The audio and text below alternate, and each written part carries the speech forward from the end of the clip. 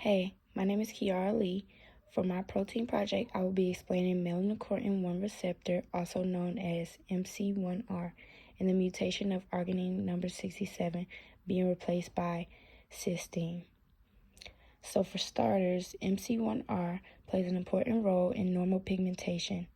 This protein holds a structural function because it also functions in energy and inflammation. The receptor is primarily located on transformed melanoma cells in the surface of melanocytes, which are specialized cells that produce a pigment called melanin. It can be found in both humans and domestic mammals such as horses, sheep, dogs, as well as red foxes.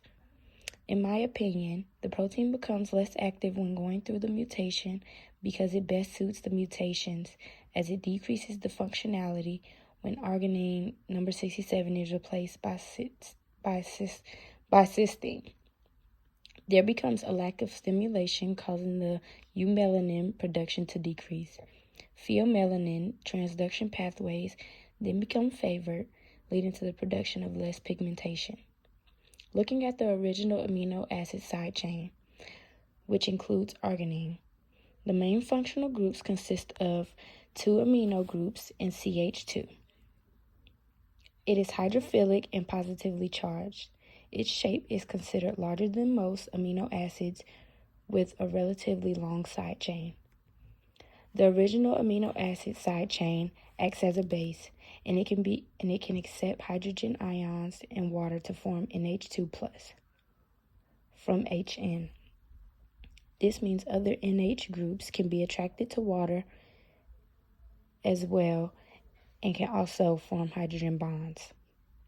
As we move on to the mutated side, including cysteine, the main functional groups consist of sulfohydryl group and 1 CH2 molecule.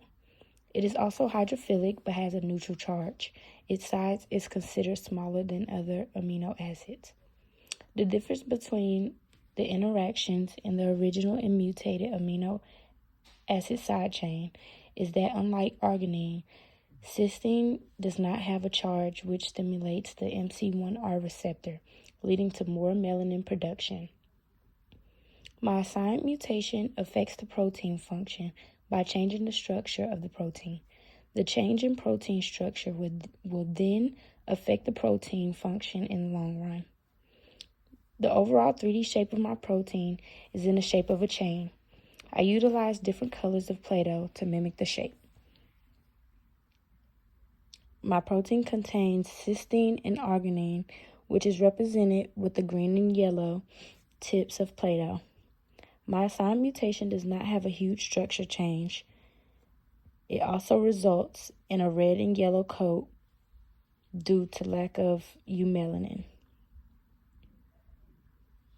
The limitations of my model is that I could have used other helpful materials to take my protein structure more detailed, to make it more detailed.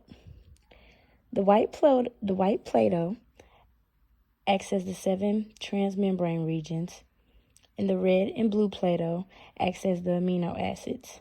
Again, the structure is not affected too much. The response is the major effect.